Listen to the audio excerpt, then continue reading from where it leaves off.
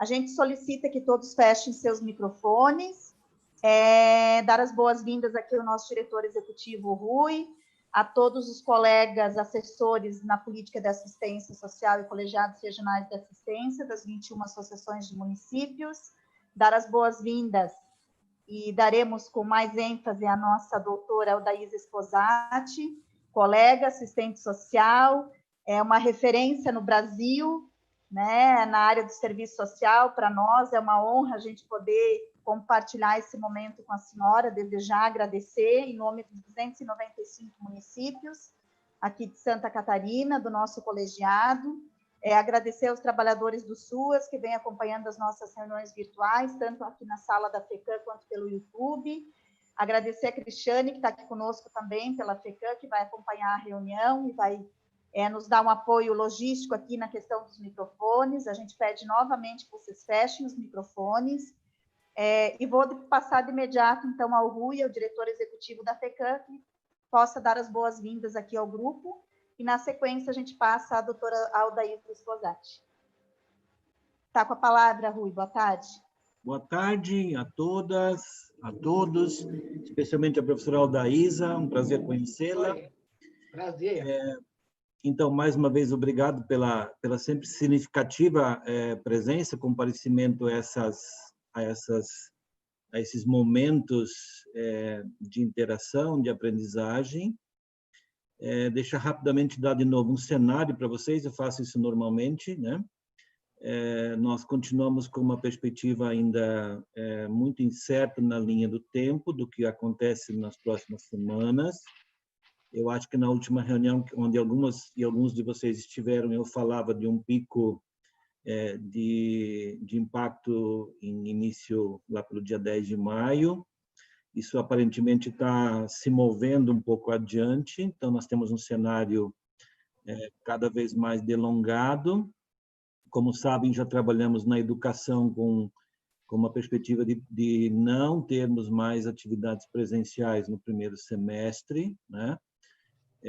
Aos poucos, também nos nossos debates, a gente começa além de colher os bons frutos das intensas atividades, encaminhamentos e processos que vocês estão produzindo, a gente também começa a se defrontar com cansaço, com colisão de eventos. Então, aos poucos, a gente começa a organizar agora momentos faixa, né? Estou pedindo para todos os setores que a gente comece a organizar uma organização de tempo, né? Que haja uma faixa de tempo do dia onde a associação usa para suas conferências, no outro tempo faixa a FECAM usa, para a gente não ter colisão entre nossas atividades e as de vocês, que cada vez certamente vão ser mais intensas, né? Justamente em face desse cenário de que nós não vamos ter um retorno à normalidade tão em breve assim, né? Ou talvez, inclusive, uma recaída nos momentos de endurecimento de quarentena. Pode ser paradoxal falar-lhes isso, no momento onde a gente está abrindo em Santa Catarina, mas a realidade é que nós teremos semanas e meses bastante difíceis pela frente, ainda mais com o nosso inverno chegando. Vocês vão perceber hoje na imprensa, nos próximos dias, a FECAM também tem endurecido bastante, no caso hoje, com o governo do estado sobre a dimensão da infraestrutura em saúde. Nós temos sido parceiros do governo do estado na preservação e na organização da quarentena, temos na assistência social esse grande papel, mas nos últimos dias percebemos que precisamos ser mais reflexivos, mais incisivos, mais exigentes e mais ocupados com o tema da logística em saúde, da infraestrutura em saúde, porque cada vez que se aproxima, ainda que a linha temporal do tempo nos coloque mais uma semana, ou 2 ou 3 pela frente, cada vez que a gente se aproxima temporalmente a mais da crise, mais preocupante é a estrutura de saúde, e isso vai exigir cada vez mais que todas as regiões sejam envolvidas. Esse é o debate que prevalecerá na semana, né?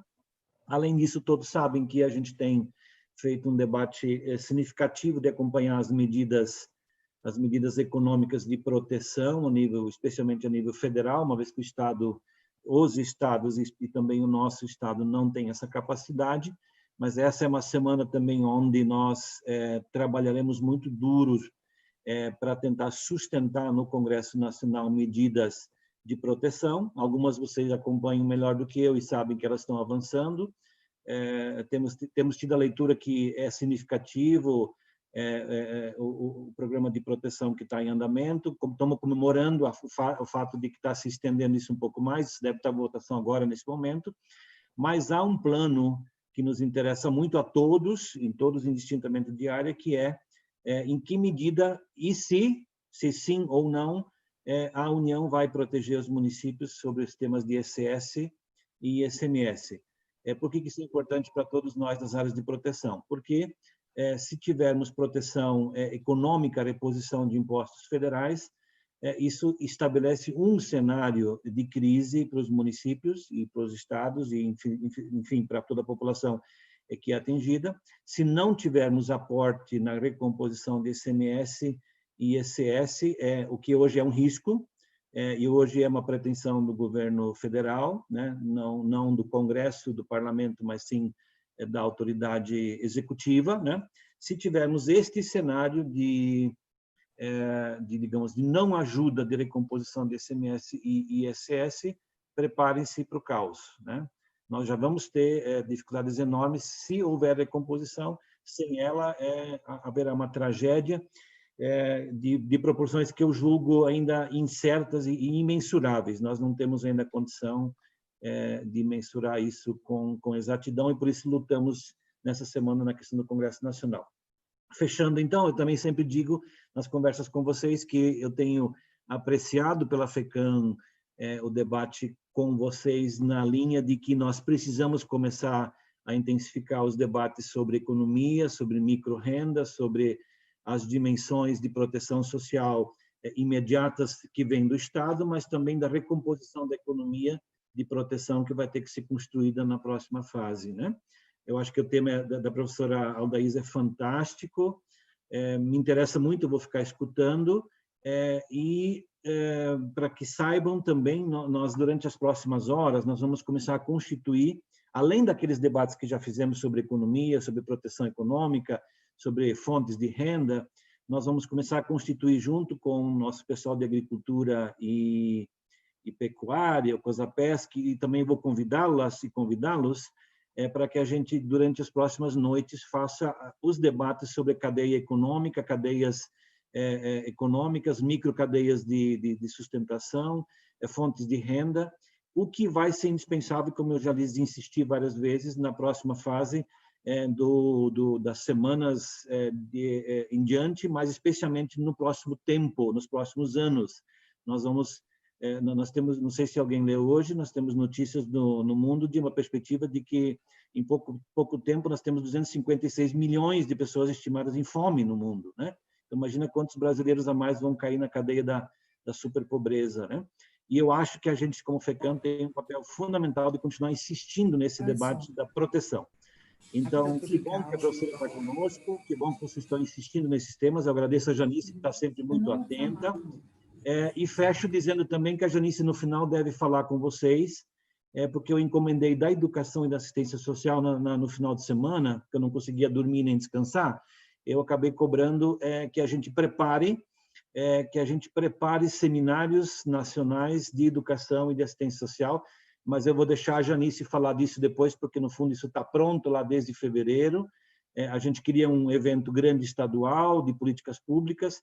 Como nós não temos mais perspectiva e não vamos trabalhar esse ano em perspectiva presencial, porque depois que voltarmos a uma certa normalidade, a FECAM vai também estar exposta à contenção de movimentação, quer dizer, economizar recursos, e nada melhor do que o que nós estamos ensaiando aqui, que é o debate virtual, que vai ter que nos sustentar como rede de trabalho nos próximos tempos, anos, eu diria, e talvez nunca mais nos abandone, né? Então, bem-vindos, bem-vindas. Professora, esteja conosco como se estivesse na sua casa. Um grande abraço a todas e todos. Eu estou. Aliás, eu estou na minha casa. Então, nós vamos dando as boas-vindas, então, à doutora Aldaísa Sposati. Eu vou pedir que ela mesma faça a sua apresentação naquilo que acreditar ser importante compartilhar aqui conosco, né, do seu currículo, do seu perfil, enfim, e estar com a palavra, dizer novamente que para nós, para o colegiado, é uma honra imensa poder contar com a senhora, mesmo que seja à distância, nesse primeiro momento, nesse ano, né, mas que possamos, quem sabe, futuramente ter a oportunidade de poder abraçá-la e conhecê-la e fazer as fotos e tudo aquilo que a gente sempre faz com quem é tão significativa na vida da gente, né? Então, quero te dar as boas-vindas, fique à vontade. Eu penso que nós podemos pensar numa fala de uns 30 minutos e aí depois abrir para debate. Os colegas que estão participando podem utilizar o chat. A gente vai estar sistematizando aqui as informações, as colegas das associações estão aí, né? A Valéria, eu estou vendo aqui a Marlete, a Bia, a Vânia, o Lauro, enfim, que vão nos ajudar também a sistematizar essas questões e a gente poder retornar ao final. Então, a palavra é sua, seja bem-vinda a Santa Catarina. Muito obrigada, uma boa tarde a todas e todos vocês. E é com muito prazer que eu estou nesse momento, nesse encontro, porque penso que sempre essa capacidade de Santa Catarina de se juntar a partir das suas partes, ela sempre teve essa marca. E eu penso que é esse estado, aqui São Paulo não está tendo encontros como esses de vocês, e outros estados também não. Então, esta força realmente de uma identidade coletiva, ela é fundamental para cada um e para essa experiência muito forte que todos nós estamos vivendo. Eu começo cumprimentando vocês e dizendo que, talvez, do ponto de vista de trabalho, o que eu tive mais de perto em Santa Catarina foi lá no oeste catarinense, foi em Caçador, onde vocês imaginem que tinha saído o livro da Marilda Yamamoto e nós discutimos, né? Isso foi o começo dos anos 80. Então, gente que vocês certamente conhecem, Helena e Levi, sei lá, foram todos alunos de uma especialização. E ali eu fiquei, né, conhecendo toda aquela região e mais outros depois doutorandos ou mestrandos, né, que vieram a São Paulo, tipo a Helena Boscari e outros mais que tiveram com a gente. Bem, eu nasci há muitos anos atrás, né? E eu sempre fui alguém que fez a escolha municipal. Eu realmente tenho muito apelo, né, de trabalhar no contexto de municípios. E então eu fui gestora municipal de 2 secretarias municipais, uma que era da descentralização interurbana, né? Hoje nomina subprefeituras, e Secretaria da Assistência Social aqui da cidade de São Paulo. Exatamente no momento, eu fui secretária, né, no momento em que se construía a política nacional. Vem, Flor. Hã? Tem alguém, acho que a Sara está querendo falar com alguém aqui. Então, foi nesse início, e eu fui sempre assistente social da prefeitura, né? E, ao lado disso, fui também, junto com Carmelita Yazbek, coautoras do primeiro livro sobre assistência social, Assistência na Trajetória das Políticas Sociais, uma pesquisa de 1984 a 85. E aí vai. Depois eu fui ficando pela pesquisa nessa área e já um bocado de anos, exatamente a partir dos anos 80, nós implantamos o NEPSAS, que é o Núcleo de Estudo e Pesquisa em Seguridade e Assistência Social, e com esse núcleo, na verdade, que a gente vem desenvolvendo muita pesquisa. E, do ponto de vista também da Universidade Federal de Santa Catarina, né, grandes amigos, grandes figuras, e eu acho que a Luziele, que é bastante conhecida de vocês, trabalhamos um tanto, tanto na PUC quanto em Brasília, onde eu fui assessora em algumas situações, alguns temas, né?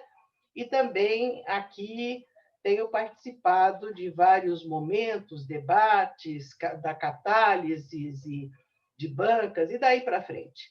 Então, eu realmente tenho muita proximidade, eu diria assim, afetiva e histórica com Santa Catarina. Mas penso que, a partir da fala inicial, né, que foi aqui feita, isso nos dá a clareza do quanto esta pandemia ela está tornando visível, patente, situações que não ficavam tão claras. Por exemplo, né, a centralização da arrecadação de impostos no nível federal, que coloca, na verdade, os municípios de pires na mão e os estados solicitando realmente um rateio dos recursos todos que o federal tem. Isto é, o nosso pacto federativo tem problemas seríssimos. E nós sabemos, inclusive pela divisão de recurso, sabemos que, no caso da assistência social, os benefícios, né, os grandes benefícios, BPC e Bolsa Família, eles absorvem praticamente a totalidade, né, dos recursos que vão para a assistência social, e a gestão, tanto do Bolsa Família quanto do BPC, não estão efetivamente entrosadas no SUAS, elas são apartadas e são feitas por outras secretarias que não é a SNAS em Brasília. Então, nós temos uma relação um tanto distante, né? Seja com o INSS, seja, na verdade, com a Secretaria Nacional de Renda e Cidadania. Não sei se ela ainda tem esse nome. E, por outro lado, né, nós, eu digo municípios, é que atuamos com a rede de serviços e benefícios eventuais. Todavia, né, uma coisa que está, eu acho que impactando a todos nós, é que ainda agora há pouco até foi falada a questão vamos dizer, dos recursos, dos benefícios do federal, mas esses recursos teriam que vir fundo a fundo para o municipal. Quer dizer, por que está sendo negado que realmente o SUAS seja aquele que procede os benefícios eventuais? Será que é considerado que o SUAS não tem essa capacidade? O que está acontecendo, né? Que o federal está puxando isso tudo para lá quando absolutamente ele operava isso? Será que existe um certo ciúme político de projeção de prefeitos a partir do SUAS? E isso tem que ficar grudado, na verdade, na gestão federal, para que atributos realmente de atenção fiquem lá? São várias perguntas que a gente pode fazer, mas temos a certeza, né, que de 2016 para cá, e eu não estou falando isso por mera ilação político-ideológica, eu estou falando pelos dados concretos, né, da ausência realmente da transferência de recursos para os serviços socioassistenciais. Então, a leitura, não é de que as condições realmente da gestão municipal do SUAS, elas estão sendo precarizadas pela ausência de recursos, né? Reduzido o pessoal, terceirizado o pessoal. Quer dizer, então, é bastante difícil, num momento como esse, que conclama, na verdade, pela demanda social, uma presença mais forte do SUAS, que a gente tenha que ficar também chorando aquilo que nós temos perdido. Mas eu penso que o exemplo de vocês, esta união, ela mostra que, embora seja essa situação crítica, a perseverança, né, na efetivação da política de proteção social, nominada no campo da seguridade social, ela precisa realmente ter presença e continuidade. E temos bons exemplos dessa presença e continuidade. Certamente, acho que todos nós temos clareza, e Santa Catarina, eu acho que foi um dos estados, né, que foi sempre mais afetado por algumas emergências. Estou lembrando de sei lá, derrubadas, né, deslizamentos que foram seríssimos e com problema extremamente difícil de um apoio e reconstrução das moradias daqueles afetados. Isto é, nós, embora tenhamos criado no país a Defesa Civil, nós não temos efetivamente um bom programa, né, no caso de seguranças, calamidades, as pandemias. Então, esta situação que pegou também o mundo de forma geral, digamos, despreparados, ela também está nos mostrando um despreparo, em vários sentidos. Um dos sentidos é que eu acho que fica uma certa coisa embaçada do que caberia efetivamente ao SUAS, e eu vou nominar continuamente o SUAS, porque é o SUAS que nos dá unidade, que nós temos diferenças da compreensão da política de assistência social. Eu vou incidir algumas, vamos dizer assim, alguns pontos na questão da compreensão da política, mas quero dizer que a unidade está no SUAS, ele é que é o sistema operativo. Então, vamos dizer, nós, assim que houve realmente o fechamento, né, o isolamento que foi decretado, muitas unidades de CRAS encerraram suas portas.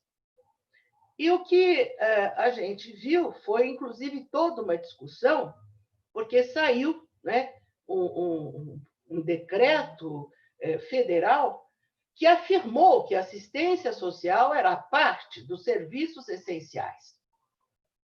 Todavia, qual é o entendimento, né, dessa essencialidade de serviço? Afinal de contas, o que cabe à assistência social?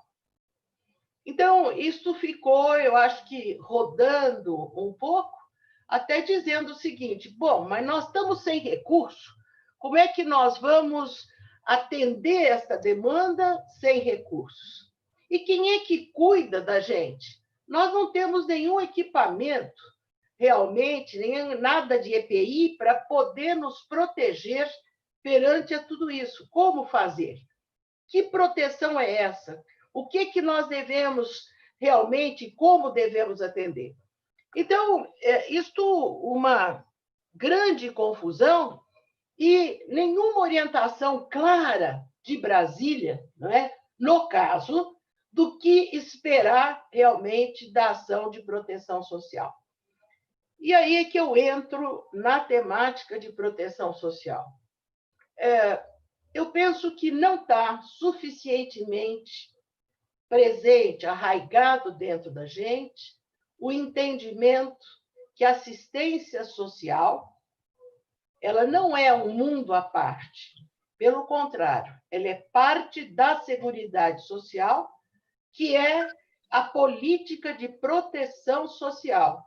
Política essa que tem distinções internas, se é para o trabalhador, a saúde como proteção social e assistência social como proteção social. Agora, vem aquilo, bom, mas que proteção social é essa? Aí tem aqueles que conjugam imediatamente, é proteção dos pobres. Mas como proteção dos pobres? A única forma de proteção dos pobres é a questão do modelo econômico. E, de fato, o que a gente está vendo também agora, durante a pandemia, é um número realmente continuamente crescente das famílias que estão, ou dos trabalhadores que têm uma relação informal. E se nós formos cavar um pouquinho no ambiente da assistência social, cavar um pouquinho nas organizações sociais conveniadas, nós vamos descobrir informalidades, estejam certos que sim. Porque, inclusive, é aquela coisa dos contratos temporários, não é? E que fica depois o sem emprego. Então, isso não é propriamente uma informalidade, mas é uma forma de prestação de serviço temporal que não dá realmente para você contar com aquele pessoal. Mas voltemos. A assistência social e como proteção social entendeu, e desde a sua política nacional, que ela tinha que ter esta proximidade da população, né? Mas conhecer territorialmente a população, as suas condições e tal. Mas isso não foi plenamente efetivado.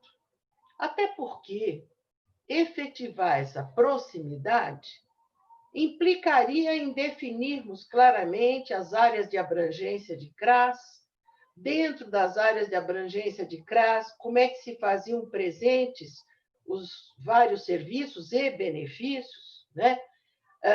Por exemplo, as famílias que têm adolescentes em medida socioeducativa, em meio aberto, no caso, elas não têm necessariamente um link efetivamente no SUAS. Algumas sim, algumas não. Inclusive, a briga entre CREAS e CRAS, alguns domínios restritos, isto é, uma situação de uma falta de compreensão que proteção social significa complementariedade. Um vai até aqui, o outro pega aqui, vai avante, porque nenhuma política social ou econômica ela é protetora em si mesma. Ela tem uma parte na proteção que ela vai costurar com este coletivo, né? E aí, eu acho que tem uma questão muito complicada, é que a orientação neoliberal da economia, ela considera que proteção social é alguma coisa que cada um tem que resolver sozinho. Então, proteção social é uma condição individual, não uma condição coletiva. E, às vezes, penso que a operação do SUAS cai nessa armadilha, porque termina trabalhando família, situação a situação, sem desenhar realmente um chão coletivo onde vivem essas famílias. E aí nós temos essa situação de hoje. Nós somos proteção social, mas nós não conseguimos vir a público dizer, olha, aqui nesta cidade, as regiões que demandam mais proteção é essa e essa, as características das famílias aqui são essa e essa, até aqui nós temos cobertura, até aqui não. Nós não conseguimos ainda, nós não desenvolvemos, inclusive, a área de vigilância socioassistencial que nos dê essa capacidade contínua.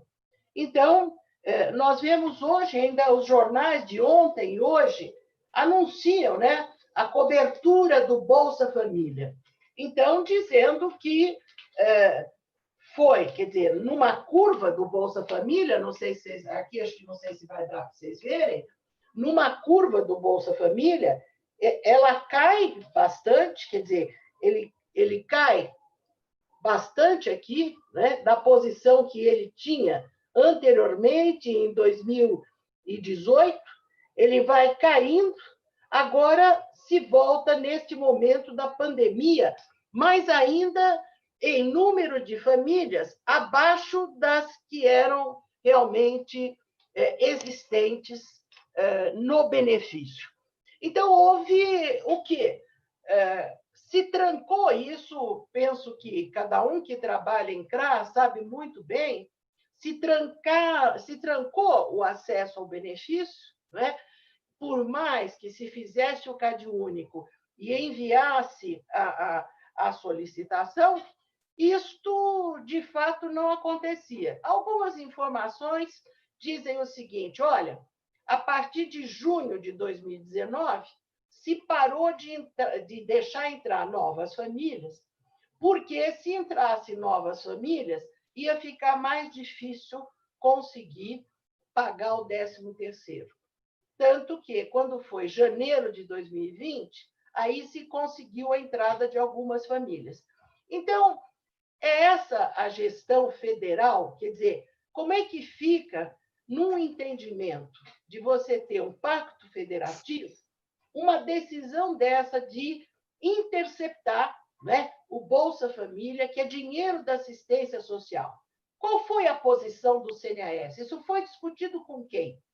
Nós continuamos no município a atender as famílias e receber, inclusive, elas de novo, e onde vem, quando vem, e tem que dizer, nós não sabemos, né? Então, é uma situação em que o próprio trabalho é gerador de um sentimento de desproteção e não de proteção social. Então, o que eu quero dizer, né, é que, de fato, ao que parece, o reconhecimento social do SUAS, ele ainda permanece cheio de interrogação. Quer dizer, como não usar, diante dessa pandemia, uma posição clara e coletiva para os mais de 8.000 CRAS que nós temos no país? Como não usar toda essa relação que foi estabelecida? Então, na medida que pensamos nisso, evidente que não se trata absolutamente de fechar a CRAS, né? Tem, inclusive, aqui matérias em que pessoas, né, da população dizem, olha, realmente a minha informação é lá com o assistente social do CRAS, é lá que eu consigo fazer isso, é lá que eu consigo inserir meus dados, é lá isso e aquilo. Isto é, face à desigualdade social que nós temos, né, diríamos que esse trabalho realmente de proteção social, da assistência social, ele é o mais próximo de todas as limitações vivenciadas pela população. O que quer dizer isso? Quer dizer que a condição de dignidade, de cidadania, não está sendo levada em conta. Então, hoje tem também uma informação que o Ministério dos Direitos Humanos, ele é o protagonista de cesta básica. E que cesta básica é, na verdade, um elenco de 22 produtos e que pode somar até 8 quilos e custa por volta de R$90. Eu, sinceramente, fiquei com muita vontade de tentar saber o que significa essa quantidade de produtos. Quer dizer, porque não é 22 produtos, pode dar meio quilo de um com 1 quilo do outro. O que isto resolve do ponto de vista das famílias? Por quantos dias e para quantas pessoas? Então, fica-se, às vezes, num certo ilusionismo. Não, já está protegido porque tem uma cesta básica de 8 quilos. Vamos pensar, o pacote de açúcar de 5 quilos. Vamos pensar um pouco esses 8 quilos, que quantidade fabulosa é essa de conseguir alimentação. Mas isto é apresentado não como um direito, né? Isto é apresentado, na verdade, como uma preocupação e não efetivamente numa condição até de dizer, não, isto aqui não é absolutamente suficiente para que haja alimentação da família. Então, eu diria que há uma certa naturalização. E nós, digamos, no próprio serviço, não temos indagações sobre se essa cesta básica serve ou não serve, quanto alimenta, quanto não alimenta. Então, eu volto um pouquinho, né, diante desses exemplos. O nosso objeto de trabalho, no SUAS, né, eu tenho insistido muito, que são as desproteções sociais. Né? E estas desproteções sociais, elas implicam e dizem do tamanho da dívida social, do estado da sociedade, do tamanho da acumulação de riqueza em poucos, que, na verdade, não há uma distribuição. Então, quem são esses que estão sob distribuição? Quantos são? Onde estão? Qual seria a melhor estratégia de aproximar dessa população no território A, B, C, D? Nós conhecemos isso. Por que nós não temos esta mostra concreta, não é, do que, na verdade, ali deveria estar contendo? E aí vai ter muita coisa, e claro, como fazer isolamento social se as pessoas não têm absolutamente condições de isolamento? Como é que isso pode acontecer? Né? Então, eu penso que a visibilidade na precarização de condições de vida ela está ficando muito patente, porque essa nova situação ela está realmente tirando, né, da invisibilidade a precarização da vida das pessoas. E isto, eu penso que é muito importante para que não seja só uma voz muito frágil do SUAS. Isto nós temos que realmente tentar caracterizar para que isso esteja presente, e eu espero chegar lá num pós-pandemia, mas que fique presente na sociedade, né, o quanto é indigna as condições de vida das pessoas. Né? Aqueles que moram, vivem precariamente, as pessoas em situação de rua, quer dizer, e que, na verdade, não é a cesta básica que vai resolver. Ela pode significar uma sobrevivência alimentar, mas não as condições, efetivamente, de realização de um isolamento.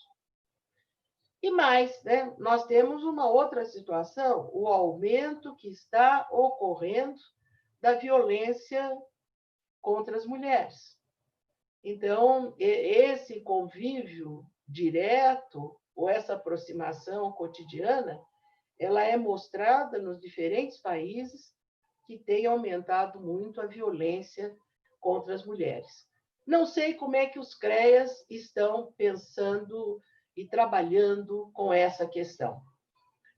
Existe, claro, acho que várias orientações que têm saído, a Frente Nacional de Defesa do SUAS tem realmente expandido reflexões, não é?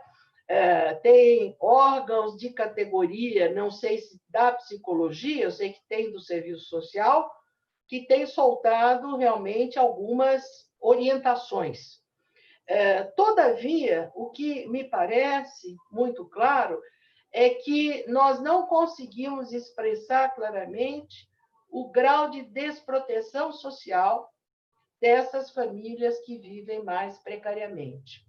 E penso que, se nós temos uma clareza que nós estamos lidando com cidadãos e cidadãs usuários, esta condição de ser cidadão, né, de ter a orientação, a perspectiva, né, o projeto ético-político de ser cidadão reconhecido nos seus direitos, nós temos que mostrar realmente o que está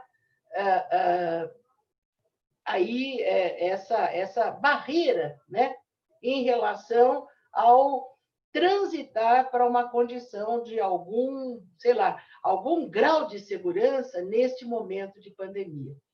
Então, quando dizem que o pior ainda está por vir, e a gente já foi colocada a questão econômica, né, a questão dos R$ 600 de ajuda, mas nós sabemos que R$ 600 é uma quantia realmente muito pequena, ainda que seja meio salário mínimo. Mas nós sabemos que se não tem outras pessoas também conseguindo alguma forma de ganho, né, isto é extremamente reduzido. Então, qual é realmente este horizonte, né, que nós teremos que construir? Já está sendo dito, né, foi dito pelo Rui, os cenários, né, econômicos são realmente, digamos assim, sinistros, se eu posso dizer assim, mas não existe, digamos, uma possível separação do social e do econômico, né? Então, eu entendo, e eu acho que isso tem se feito alguns trabalhos, né, nessa direção, de conseguir ampliar um pouco a proteção social das pessoas, mas eu diria que nós estamos demonstrando que nós ainda não temos clareza, né, das desproteções sociais, digamos, em cima das próprias seguranças sociais que nós temos como marca da política de assistência social. Então, eu creio que nós estamos vivendo este momento da invisibilidade para a visibilidade, mas nós não podemos entender, né, que a visibilidade ela se resolve com cesta básica. Quer dizer, essa visibilidade requer mais. E é esse mais que nós precisamos realmente discutir, caracterizar. Se a pandemia nós queremos que reduza, esse mais de reconhecimento social nós precisamos que se amplie em nome dos direitos dos brasileiros. Alguém no português não pode interessar? Então vocês vão todos ouvir. Oi? Janice, deu meia hora, posso... vamos fazer uma na rodada? verdade, foi algum microfone que estava aberto. Eu acho que a gente pode, se tu queres, finalizar em 5 minutos, e aí a gente abre para um debate, enfim, para perguntas, e depois volta novamente, pode ser? Pode, mas como eu já parei, eu acho que pode ser já, depois eu volto, certo? Não tem problema. Então tá. Pode ser? Então tá bem. Pode. Olha só, nós estamos com 99 pessoas acompanhando aqui na sala virtual e estamos com mais de 830 pessoas no total no YouTube. Então, a gente quer desde já agradecer, né, a participação. Nós temos colegas da Bahia, de Pernambuco, de Minas Gerais, do Tribunal de Justiça, da Bahia, de Minas Gerais, Londrina, Goiânia, Natal, Belo Horizonte, Espírito Santo, São Paulo. Então, alguns estados que a gente conseguiu mapear aqui. Então, a gente quer dar as boas-vindas também a esses nossos colegas, enfim. A Aldaísa dizer que nós temos uma parceria nesse encontro de hoje com o Comitê Estadual do SUAS, Covid-19, em defesa da vida, que foi um comitê que foi lançado na semana passada aqui no estado de Santa Catarina, que congrega mais de 12 representações e instituições, né? Ministério Público, os conselhos regionais de psicologia, serviço social, FECAM, a Universidade Federal, o departamento, onde a professora Luziele também está trabalhando na assessoria também desse comitê, enfim, só para a gente situar, já que os colegas estão aqui nessa participação, e dizer o quanto a gente está, então, satisfeito com todo esse movimento e essa luta que a gente vem fazendo. Eu quero aqui aproveitar e dizer que a gente pode abrir para 3 pessoas na sala virtual fazerem comentários, se querem trazer alguma questão, trazer alguma experiência municipal de como estão vivenciando esse momento, enfim. Eu gostaria também, depois, que a Aldaísa pudesse sinalizar para nós um pouco sobre as competências dos estados em relação à questão da pandemia. Porque o que me parece, e aí eu não sei se nesses outros estados que estão participando da live, isso também é presente. Eu não vejo movimento nenhum dos governos estaduais, apesar de que na televisão a gente consegue acompanhar, né, alguns estados fazendo algumas complementações a ações do governo federal, mas eu vejo ainda uma grande ausência dos estados nessa questão de pensar ações específicas em função da pandemia. Então, de complementação de renda, de recursos específicos para a pandemia, de cofinanciamentos específicos para essas ações, e, inclusive, não só na questão de cofinanciamento, mas uma ausência de marcar o lugar da política de assistência social no âmbito dos estados. Então, se você pudesse depois falar um pouco sobre isso também. Eu queria só, me desculpe, no final, quando você iniciou e apresentando os vários grupos, né, formados, eu acho Sim. que eu pensei e deixei de tocar num aspecto que é fundamental, que eu entendo que uma das capacidades do SUAS é de uma articulação de forças locais, né? Então, nós temos uma trajetória, digamos, das políticas sociais serem muito fechadas em si mesmo. Isso eu tenho exemplos, inclusive em pesquisa com o pessoal da educação, da saúde e tal. Um não conhece o que é a política, né, do outro. E mesmo nós podemos dizer que mesmo dentro do SUAS, nem todo mundo conhece tudo o que é efetivamente o SUAS, né? Isso eu tenho encontrado diretamente. Nunca leu a política nacional, não sabe isso, aquilo, quer dizer, parece que pega uma fatia e já considera o todo por aquela fatia onde está trabalhando. E não tem, inclusive, uma articulação maior, né? E até um processo de gestão mais articulado que permita esse conhecimento todo de cada parte, possa desenvolver essa compreensão melhor do todo. Mas o que acontece? Neste momento de ampliar a proteção social daqueles que não têm absolutamente nenhuma condição de isolamento, eles vivem a partir de relações. Se tira essas relações, eles morrem, não pelo corona, mas pela ausência de condições. Então, essa articulação local, né? O que está fazendo o grupo A, B, como é que a gente se articula, como é que é a unidade básica com esse e aquele, como é que esta reunião que nós fazemos, por exemplo, aqui, que pega todo o Estado, isso aqui pode se repetir, né, por bairros, por pedaços realmente de cada cidade.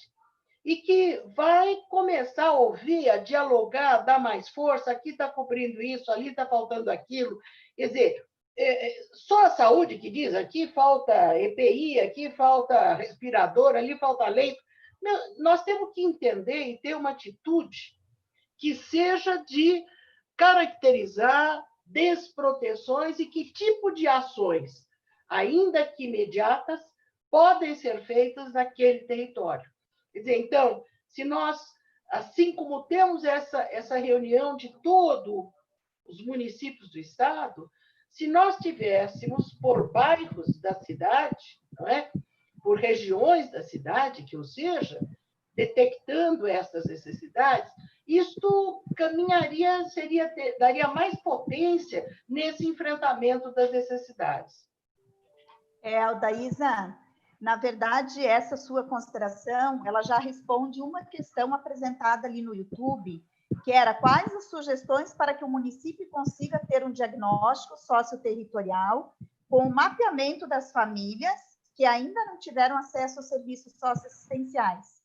E aí um colega pede para falar um pouco do controle social nesse processo, a importância do controle social e também sobre o acompanhamento de adolescentes, crianças e adolescentes nos serviços de acolhimento.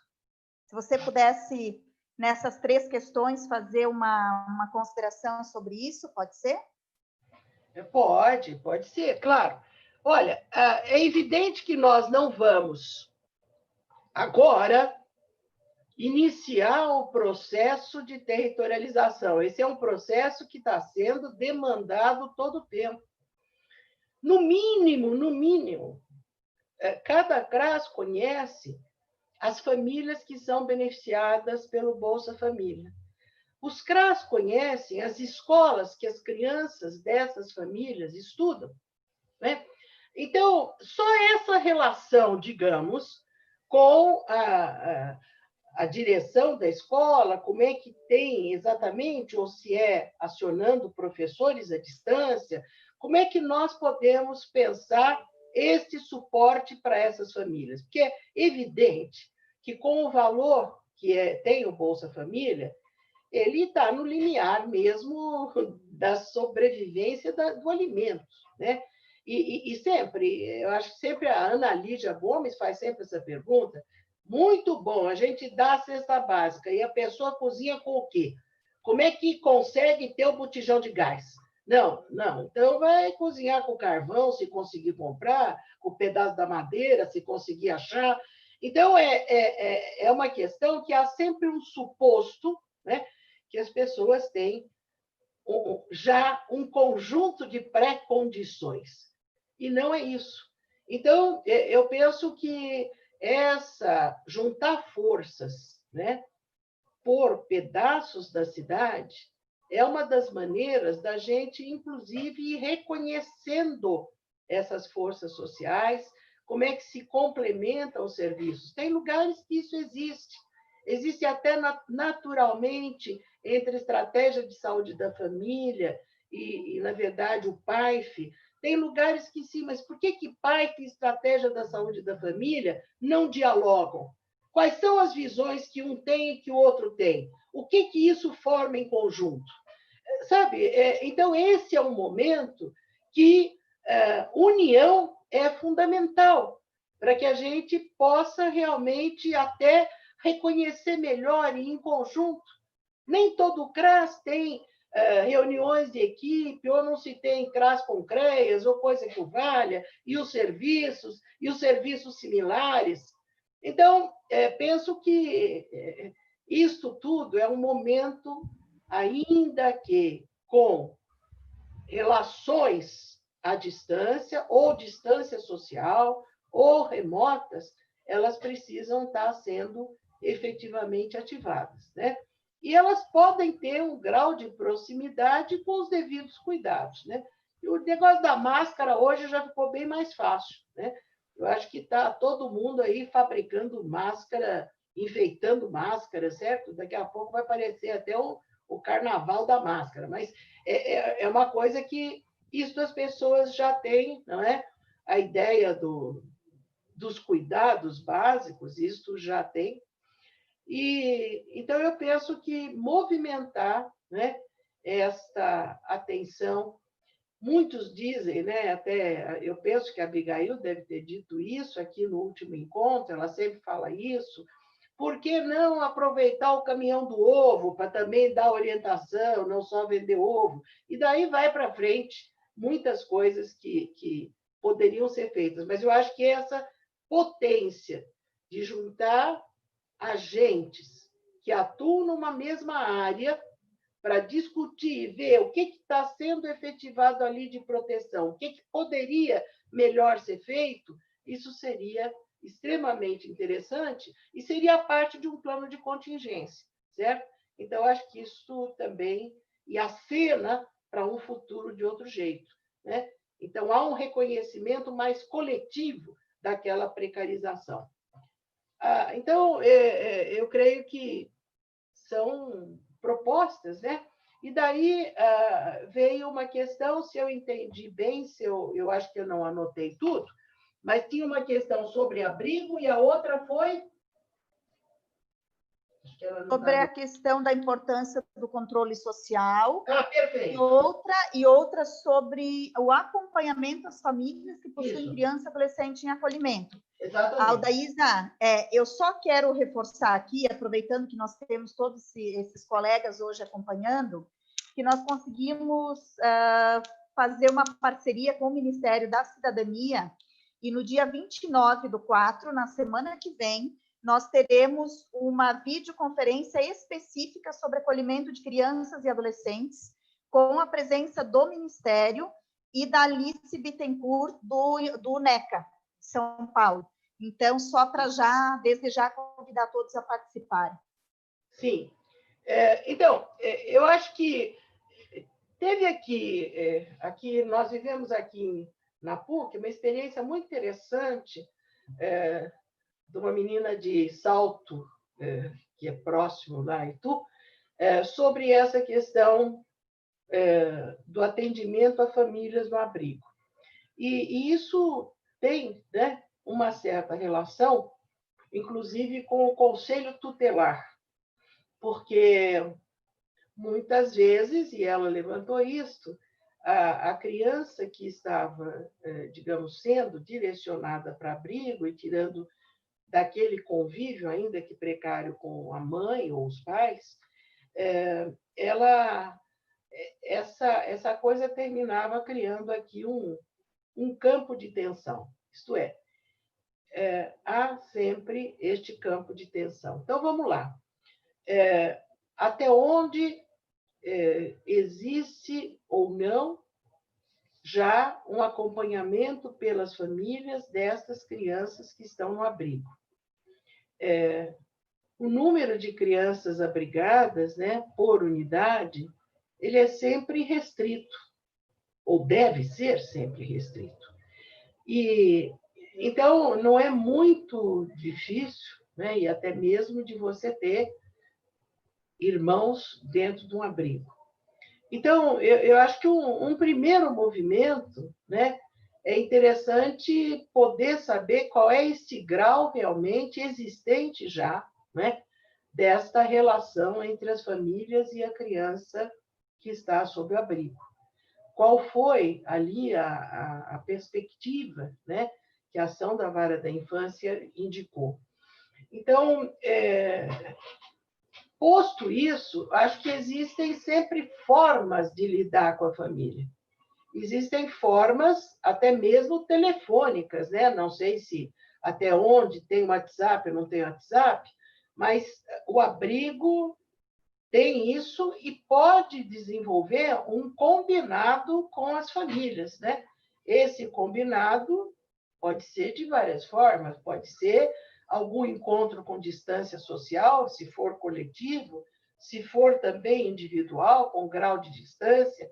Quer dizer, é claro que existe a questão do cuidado com a criança, da não contaminação, a preocupação que a criança pode ser mais assintomática, mas eu penso que, para dizer o que fazer, é preciso um pouco essa situação anterior. Como efetivamente, como vinha se mantendo a relação das famílias com as crianças? Qual era a perspectiva, qual era o plano, ou planejamento, ou PIA, melhor dizendo, que se tinha em relação a essa criança e a sua família? Então, é um pouco, não acho que dá para a gente ter entendeu? Negócio assim, não conversa com a família, vamos todo mundo com a família. Não se trata de uma decisão que me pareça assim uniforme. Até porque essa relação poderá ser muito diferente. Tem mães indignadas que o filho foi para o abrigo, certo? Achando quase ofensivo isso a ela. Tem outros que vão achar, muito bem, está melhor no abrigo do que aqui. Então, eu acho que precisa ter um pouco esse quadro de situação da relação familiar. Eu não vejo uma possibilidade de ditar caminhos sem esse conhecimento, porque até, já que a gente vai ter, já que falar com controle social, então, até seria altamente impositivo e autoritário dizer faça-se assim ou faça-se assado, né? Sem consultar. Existe até a possibilidade de consultar alguns pais que sejam mais próximos e ver que sugestões têm, não sei. Então, acho que é realmente uma situação para poder levantar que tipo de, realmente, relação entre pais, mães, filhos existe. Eu não sei te dizer outra coisa. Em relação ao controle social, o que, digamos, nós temos, né, alguns canais, vamos dizer assim, que já são estabelecidos para o controle, que seriam os conselhos. Todavia, a gente não percebe um grau de atividade nessa direção dos conselhos. Porque nós temos também uma composição desses conselhos que não dão muito espaço para os cidadãos usuários. Existe uma compreensão que, para mim, ela é inadequada, de que as organizações da sociedade civil elas teriam tanto espaço quanto os cidadãos usuários. Eu acho que a questão das organizações da sociedade civil, se elas também participam da política, muitas vezes até são conveniadas, elas são parte da gestão, elas não são demanda. Nós temos que clarear muito bem o que é gestão e o que é demanda, né? E tem ainda o trabalho, evidentemente, né? Então, isto precisaria ficar com mais força, né? Nós teríamos que ter também, para o controle social, um processo realmente de representação de usuários de cada um dos serviços, ter um processo de trabalho de unidade com esses usuários de serviços semelhantes, serviços diversos. Isto é, como é que nós fortalecemos realmente a voz, a presença, a manifestação do cidadão usuário, da cidadã usuária, né? E é muito interessante, nós temos, inclusive, agora, dia 24, uma comemoração das mulheres feministas, mas o que eu levantaria aqui é que a massa de população que nós trabalhamos são mulheres. Mas é muito interessante que dificilmente nós conseguimos enxergá-las como mulheres. Em geral, há uma funcionalização de vê-la como mães, né? Ou outros atributos, certo? O que a mãe acha? Não é a mãe acha, ela é uma mulher ali, ela é também mãe. Mas a mãe o que acha? Quer dizer, não cabe uma coisa dessa, a gente lutando, inclusive, pelo alcance da libertação feminina, a gente usar modos de atuação que eles não são ou não se colocam numa direção do sujeito mulher naquela situação, naquela discussão, né? E se nós, na verdade, trabalhamos, inclusive, com a questão da violência contra as mulheres, né? Como é que isso chama atenção? Como é que o SUAS realmente torna mais claro essa situação de defesa da mulher? E eu não vejo que a gente alcançou ainda esse estatuto. Mas, então, eu diria que, de um lado, o controle social ele precisa ter canais de base, né? Ele precisa ter uma escuta realmente de representações, né? Não só uma escuta individualizada. Para isso, ele tem que ter processos que já sejam processos mais coletivos de trabalho, para, a partir dali, poder sair mais vozes coletivas, e não somente levantamento de indivíduos, né? Homens ou mulheres. Então, eu creio que isso ainda não está muito bem azeitado, porque, de algum modo, o conselho, né? ele ali não ganhou ainda uma dinâmica. Por vezes, os usuários são usuários de uma dada ONG conveniada, e que ele também vai lá para fazer a defesa daquele serviço, daquela ONG. Isto é, as informações, um alargamento das informações para o controle social precisariam ser mais discutidos, né? Então, senão fica um pouco uma conversa assim periférica, né? Você acha que cabe o lanche, não cabe o lanche, com biscoito, biscoito. Quer dizer, uma coisa que é periférico à questão central do sentido que tem aquela atenção, o objetivo que ela tem, a perspectiva que ela tem, né? Que a qualidade dos resultados que consegue entre os serviços similares, as qualidades são iguais ou diferentes? Como é que o controle social avalia isso? Então, eu acho que tem muito campo, né? E necessário o controle social. Mas ele em si precisa ter realmente um processo de gestão que seja alimentador. Não sei se eu respondi. Sim, Aldaísa, eu acho que, considerando o tempo também, enfim, eu vou passar para a Marlete, que é assessora em assistência social da MOSC, de uma das associações de municípios nossa, né? Para que ela possa fazer aqui uma questão que está também no chat, e aí a gente pode, eu acredito, ir finalizando com essa, ou verificando se tem mais alguma, para a gente ir no máximo até umas 13h30, ok? Certo. Marlete? Boa tarde, colegas. Boa tarde, professora Aldaísa, nossa eterna mestre, né? Que nos guiou durante a formação acadêmica e agora vem nos dando uma ótima aula e um grande caminho a nós seguirmos, né? Mas aqui no nosso chat tem uma pergunta bem interessante que vai ao encontro à nossa realidade do Estado. Diz o seguinte: antes da pandemia, já vivíamos uma situação de total desmonte da assistência social no Brasil.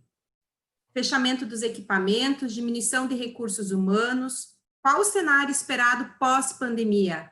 Há alguma possibilidade de valorização para esta política pública? Essa é a pergunta, professora. Olha, por mais que eu queira ser otimista, da maneira com a qual o Pacto Federativo está, e nós acabamos de ver, quer dizer, não há nenhuma expressão do federal em relação à assistência social, em relação ao SUS. Pelo contrário, há uma força na direção de escondê-lo, né? O ministro não abre absolutamente qualquer consideração. A secretária nacional pontualmente fala disso ou aquilo, mas sem uma potência realmente de orientar. Deixa eu tirar o boleto dele com o meu salário. Pessoal, alguém está com o microfone aberto, por gentileza? Os estados, já foi dito aqui, né? Cada um faz ao seu modo. Aliás, existe uma questão, diferentemente dos municípios, e acho que, de fato, são os municípios que carregam a vida do SUAS, mas, diferente dos municípios, poucos são os estados que realmente têm um acompanhamento do desenvolvimento do SUAS e que seguem, né, a tipificação dos serviços. Em geral, as secretarias estaduais, elas são secretarias múltiplas, né? E que daí, vamos dizer assim, são introduzidos programas de interesse do governo que está em gestão e que não tem a ver com o SUAS, são, inclusive, de outras políticas sociais. Por exemplo, né? Então, vamos dizer claramente como diz essa questão. O que parou tudo em relação ao SUAS? As informações passaram a não ser mais acessíveis, né? Nós não temos mais os pactos de aprimoramento que vinculavam, vamos dizer assim, a conduta de estados, a federal e a municipal. Não temos mais, os pactos de aprimoramento estão em alguma nuvem aí pairando, porque eles não se concretizam, né? Nós não temos mais, no caso, as capacitações, os cadernos, a alimentação das capacitações, ainda que levantamos sempre muitos problemas com as capacitações, que elas eram poucas, que tinham que ser mais, que tinham que ter uma dimensão mais extensiva daí para frente, né? A política de RH, uma luta incessante uma coisa que está ficando para trás, quer dizer, uma precarização daqueles que são pilares de uma política pública. Então, nós conseguimos, na Constituição, e uma luta, né, e ferrenha para conseguir pôr em pé uma política pública, né? Então, o que nós estamos tentando, quer dizer, estamos vendo, né, é que realmente os procedimentos, eles são procedimentos de solapamento da afirmação da política. Então, eu acho que assim como, né, para a população, cidadão usuário dos serviços socioassistenciais, existe, digamos, uma vida toda extremamente complexa para ele poder sustentar e caminhar, parece que a gente também está sofrendo, por extensão, este trato de precarização da política e que é uma precarização da qualidade do atendimento também. Então, nesse processo agora da pandemia, nós temos que, inclusive, tornar isso muito claro. Olha, aqui nós teríamos a condição de fazer isso e aquilo. Todavia, nós somos 1, 2, sem condição. Se um fica fazendo um plantão, ainda que à distância, o outro sozinho não consegue fazer isso ou aquilo. Quer dizer, isto precisa ser constatado massivamente, né? Então, é evidente, não vamos conseguir, não, um estatuto, claro, similar ao da saúde, pela demanda que está posta mundial em relação à atenção da saúde, mas nós sabemos o quê? Olha, que tanto este que ainda não foi contaminado, ele não tem as condições para reduzir as possibilidades de contaminação, ou aquele que foi contaminado e sobreviveu, não tem as condições realmente de permanecer numa condição, digamos, de dignidade, né? Que possa realmente lhe dar a condição de ser cidadão. Então, essa é a questão. Quer dizer, nós estamos vivendo, sim, uma precarização da política. E entendo que não é só quando a pandemia passar, mas é também quando valores, né, que são pandêmicos à dignidade humana passarem, é que nós talvez possamos ter mais força. E nisso é que eu entendo que é a força dos próprios trabalhadores do SUAS que vão ter que indicar, né, para o pós-pandemia. Nós temos que estar no hoje pensando o que vai valer para amanhã. Quer dizer, nós estamos há 2 anos e meio, né, quase 3, vivendo a precarização. Ela já vinha realmente até um pouco antes no sentido da transferência de recursos financeiros, mas nós estamos vivendo a precarização. Vamos ter agora eleições para novos prefeitos. Como é que os novos prefeitos enxergam realmente esta situação da população que não tem absolutamente condições de isolamento social? E que, do ponto de vista do trabalho, até por vezes a distância social é algo difícil de manter. Então, eu creio que nós temos que, nessas pautas, né, de próximas eleições, tentar discutir mais isso nos municípios, né? Mas não sabemos quando serão também essas eleições, mas é um caminho para a discussão, né? É um caminho para afirmar como é que pode haver realmente uma outra condição de dignidade no trabalho, no SUAS, para o trabalhador do SUAS e para o cidadão usuário. Não sei se é suficiente. Muito bem.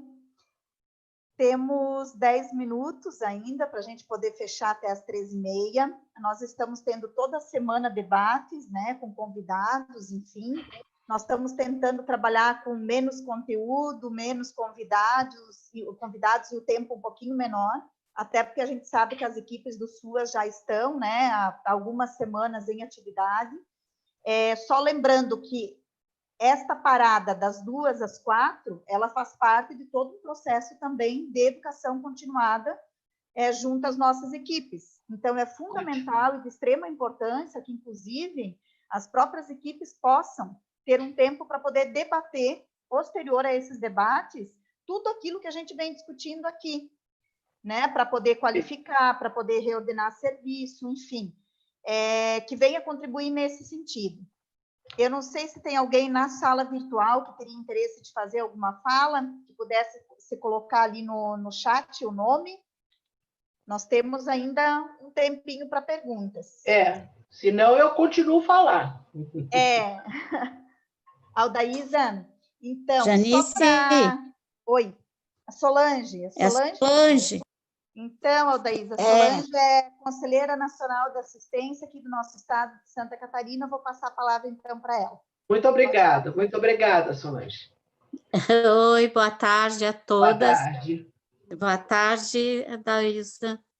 É um prazer lhe ouvir, sempre aprendendo muito com a senhora, e estamos muito preocupados, principalmente em termos de Conselho Nacional, nos planejando por uma plenária virtual, mas, como a senhora mesmo já citou, temos os conselhos são compostos por sociedade civil e governo.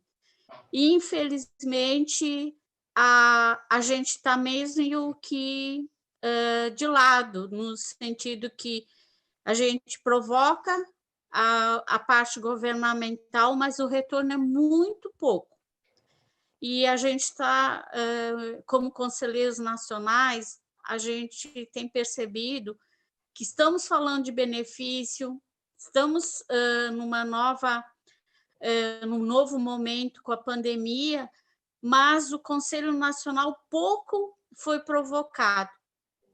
Ele, mesmo nós nos colocando, a conselheira presidente sempre à disposição, a gente querendo intervir, mas não houve essa abertura. Não sei, pelo próprio estado de emergência, por ser tudo por forma de decreto. Então, um momento muito delicado do controle social. Nós estamos vendo assim, os estados baixando normas contra, agora mesmo, o estado do Rio Grande do Sul fez um documento suspendendo repasse para as ONG, que atende um grande número de usuários, e cabe a nós, né, usuário, levantarmos essa bandeira de luta, que somos nós que estamos sofrendo consequência. E quando a gente fala de benefício emergencial, quem está respondendo hoje é o governo, é o presidente da Caixa, é o ministro em algum momento, mas a nossa voz do usuário, se era isso mesmo que nós precisávamos, se essa cesta está mesmo digna, se é dessa forma que nós queremos ser atendidos, muito pouco, nós não temos canal de acesso. Então, são duas questões muito sérias que a gente está enfrentando, né? Então, eu acho que esse momento já está se pensando muito de uma nova abertura, que depois vai ser diferente.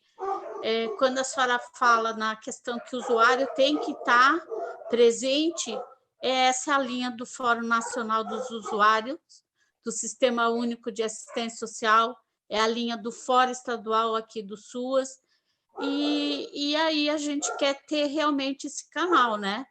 Não só aqui no estado de Santa Catarina, que a gente já tem, mas assim como em todo o Brasil, já que hoje a gente está conseguindo atingir aí a vários estados, né? Então, a luta está posta e sabemos que quando chegar nos quilombos, no interior do Amazonas, nessas regiões que não têm tanto espaço, visibilidade, a questão vai ser muito séria para nosso público que está fora aí, né? Que está abaixo da linha da pobreza. Então, é isso que eu acho que é outra demanda também. Então, era isso. Obrigada, professora. Obrigada, Solange. Agora, eu penso que a gente, claro que é importante pensar na Amazônia, já está lá, né? Hoje os jornais ainda têm índios até com folhas, né, trançadas na forma de máscaras, mas e já tem, inclusive, né, já chegou realmente a alguns agregados indígenas, já tem morte de índios. Agora, eu queria voltar só um pouquinho para dizer assim, que os pactos que nós temos, que estão construídos há um tempo, eles partiram do suposto que havia já uma certa vontade coletiva de que isso funcionasse. A Constituição Cidadã, ela dava essa coisa desse movimento de esperança. Todavia, eu acho que o que nós estamos vendo é que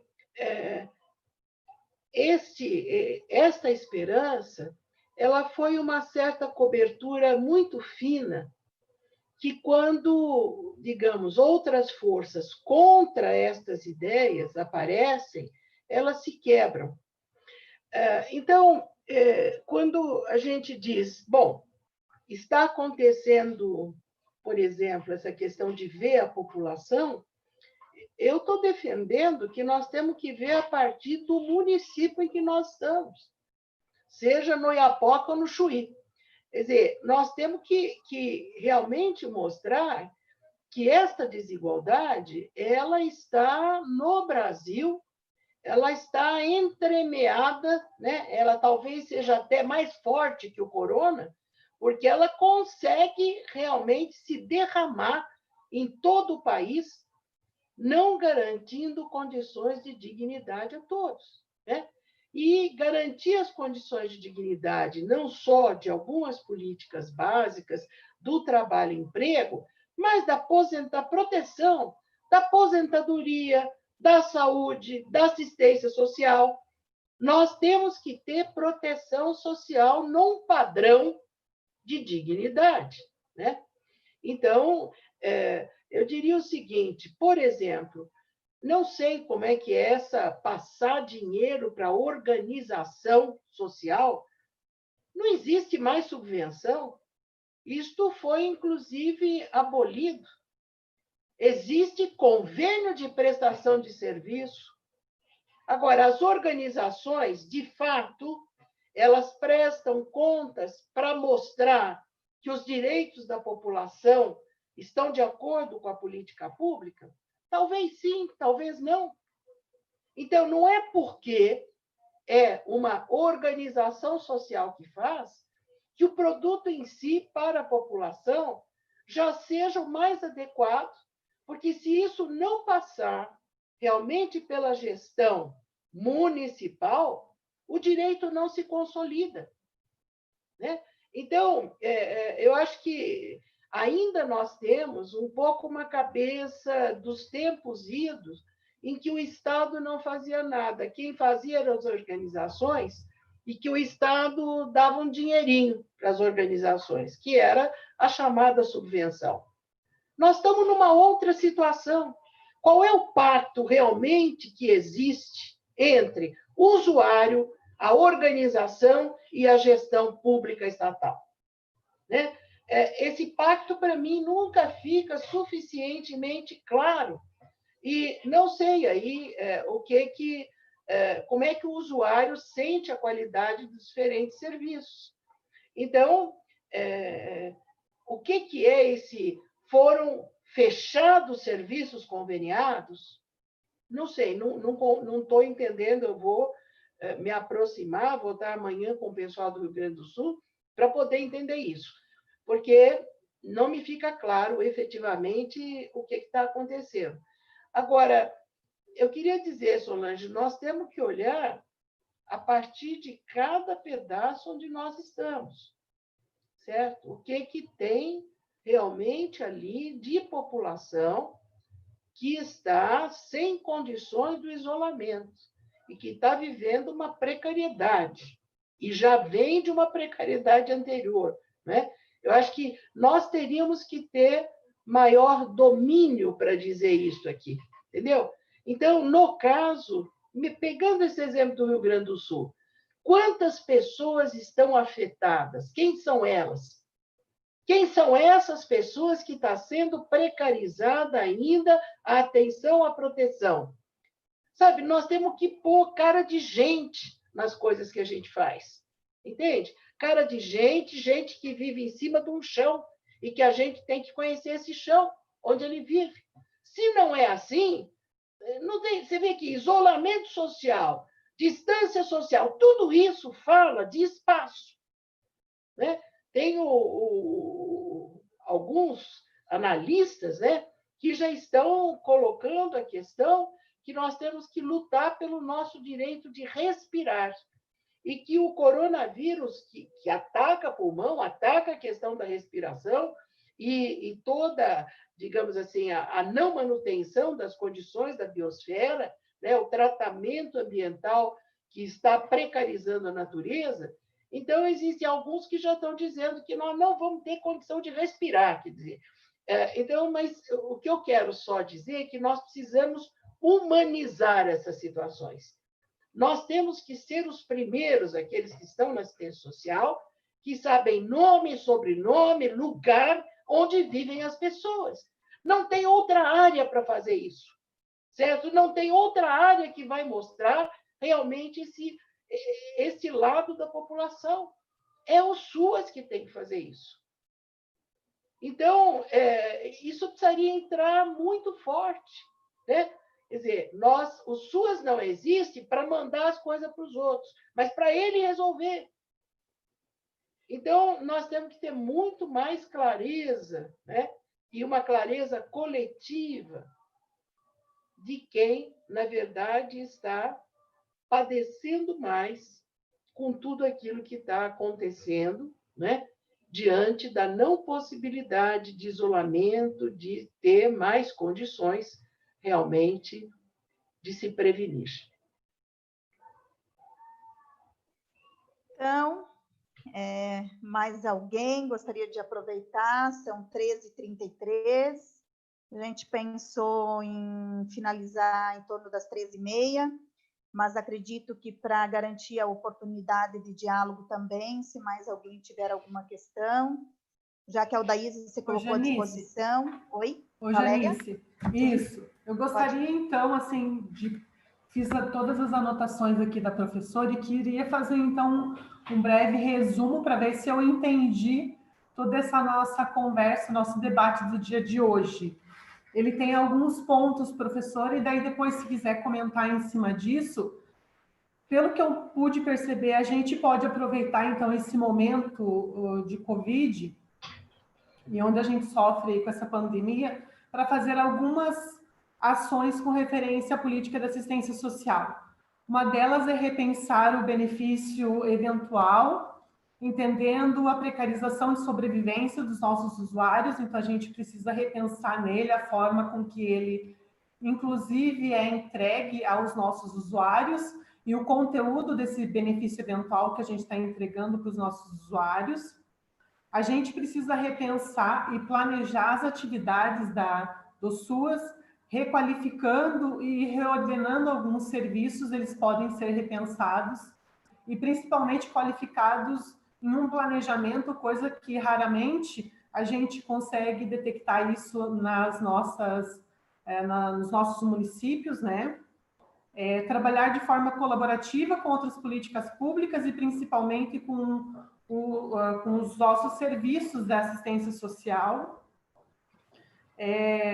trabalhar com mais ênfase e intensidade a vigilância territorial e também focar no trabalho das desproteções que são encontradas nos nossos territórios.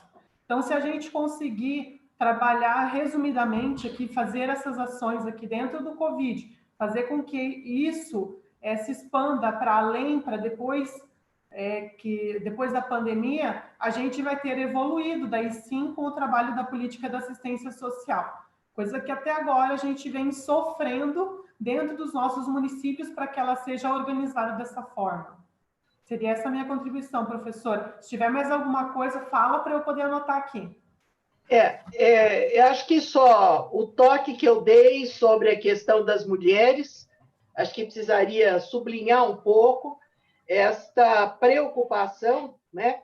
Que o maior volume em geral dos usuários que a gente lida são mulheres, e a sua condição de ser mulher nem sempre é levada em conta. É mais se ela é mãe, está fazendo isso, aquilo, mas não essa condição de ser mulher. A outra coisa, eu acho que você deu um gancho muito interessante, que é aproveitar esse certo momento de recolhimento entre os trabalhadores para ampliar a reflexão e a qualificação. Eu acho que isso é muito interessante, que não significa que os trabalhadores, digamos, estão quietinhos na sua casa com outras coisas, mas que para esse momento, inclusive, uma proposta de capacitação. Eu acho que essa dica, eu não sei se você pensou tudo isso, mas no momento que você falou, eu fechei esse circuito e acho isso extremamente interessante, que eu penso vocês já estão, de certo modo, fazendo isso aqui em Santa Catarina. É um espaço de tanto tempo que vai existir, em tal horário e não sei o quê, temos que refletir para lá. Então, eu penso que, se a gente entender esse processo, e eu creio que está mais ou menos já sendo entendido desse modo, é que é uma forma de reflexão coletiva dos trabalhadores. Eu acho que esse é um ganho, né? Que nós podemos sair daqui com outro grau de compreensão e conhecimento coletivo, sabe? Eu acho isso também fantástico, é um compromisso, me parece, muito rico. Em relação ao primeiro ponto da política, da presença da política e a questão do benefício eventual, eu vi hoje uma fala que me pareceu muito interessante, né? Que, claro que é importante ter o benefício eventual, mas que, junto com ele, pensando na cesta básica, vem uma porção de dignidade, não só de subalternização. Como é que a gente põe a porção de dignidade, né, nessa dimensão? Por isso que eu dizia, olha, você recebendo isso, você pode depois nos dizer para quanto tempo dá isso aqui? Como é que você vai cozinhar? Qual é, entende? Eu acho que é uma coisa de tentar uma relação, um retorno, para que aquele agente ele tenha mais informações, mais repertório para poder lidar com essa situação. E também, digamos, municiando o coletivo. E daí essa questão da requalificar, planejar as atividades, eu acho que este momento de reflexão coletiva é excelente para isso. Agora, eu acho que eu toquei um pouco mais do que colaborar com política pública.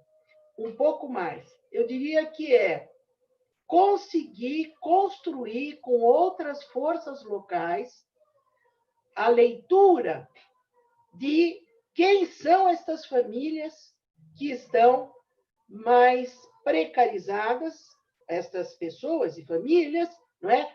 Sem condição do isolamento, e o que está sendo feito para elas e o que poderia essa força encadear, planejar para reduzir, não é, este sofrimento ou esta facilitação da contaminação, se eu posso dizer assim.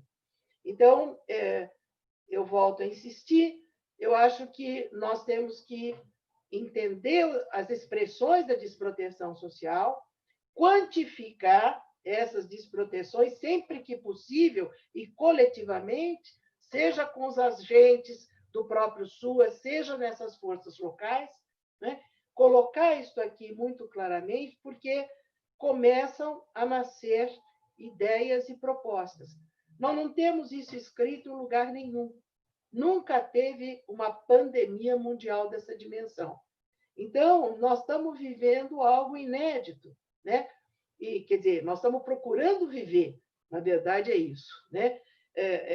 E que nós temos aí que ensaiar e medir. realmente temos que aprender uma lição. A vigilância socioassistencial é importante existir. Ela não é uma pessoa, um lugarzinho.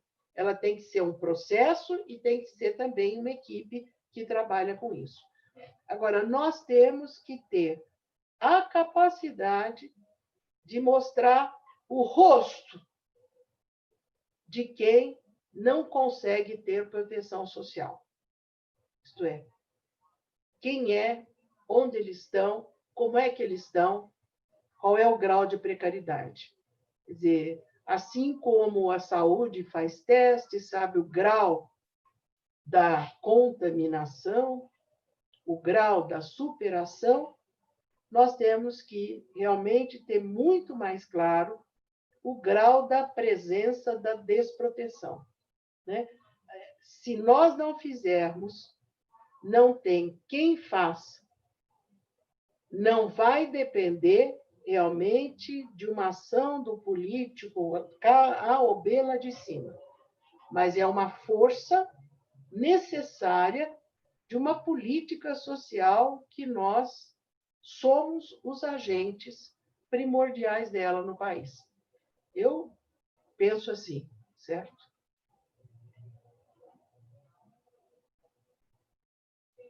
Nós vamos, eu acho que encerrando por aqui, acreditando que nós teremos outras oportunidades com a doutora Aldaísa.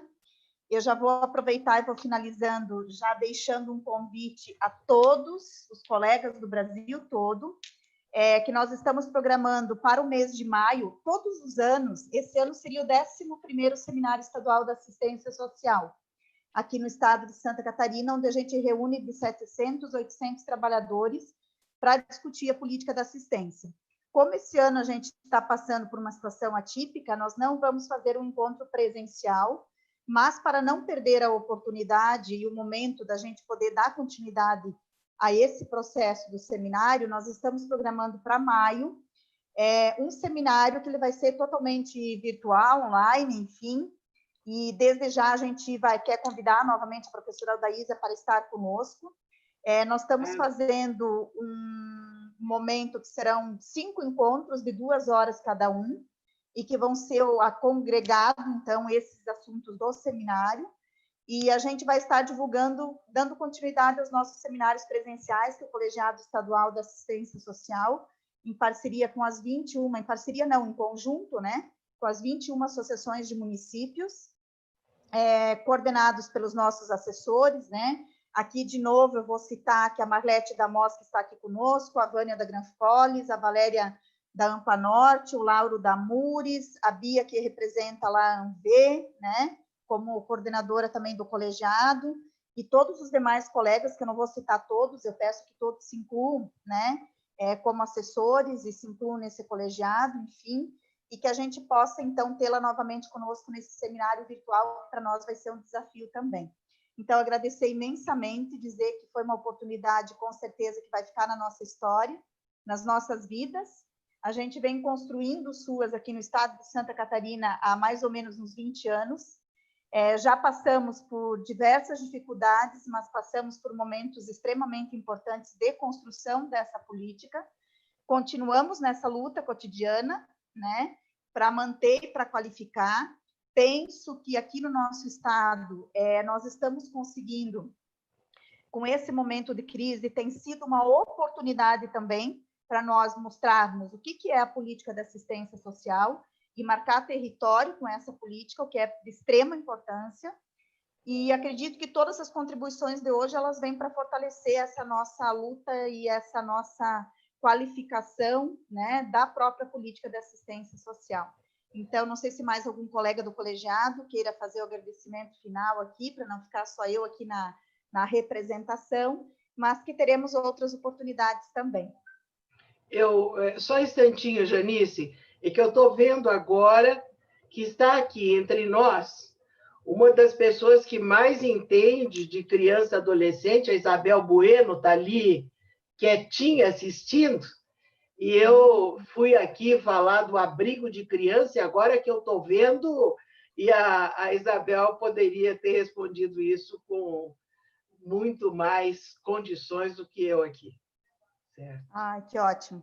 Então, aguardamos que a Isabel nos mande o seu contato para que a gente possa trazê-la, então, junto para compor esse nosso debate também, enfim, e poder qualificar aqui em Santa Catarina também a questão do acolhimento de crianças e adolescentes. Eu quero mais uma vez agradecer também ao Comitê Estadual do SUAS, Covid-19, em Defesa da Vida, ao qual a FECAM, Ministério Público, a Ana Soraya também está aqui, do Ministério Público de Santa Catarina, que tem acompanhado todos os debates nossos aqui da FECAM também, né, nos vários grupos de trabalho, enfim. Agradecer a todos vocês que compartilharam esse momento tão significativo e tão importante conosco. O material, o vídeo vai ficar disponível no site de notícias da EGEM, da Escola de Gestão. Eu coloquei ali no site o endereço, que é www.egem.org.br, tá? Mas nós estaremos também compartilhando com vocês o material, a gravação, ok? Agradeço, um bom final de quarta-feira e que a gente tenha ainda uma semana excelente, um final de semana, e que boas notícias venham. Muito obrigada, Aldaísa. Obrigada a vocês todos. Obrigada. Tchau, tchau para todos. Obrigada. Tchau, tchau. Tchauzinho, a mãozinha, né? Tchau. Ai, vamos. Tchau. Então, antes de sairmos, vamos abrir os microfones e bater uma salva de palmas à Aldaísa? Vamos lá. Todos nós. Obrigada. Palmas para Obrigada. Obrigada. Obrigada. Pediu palma também.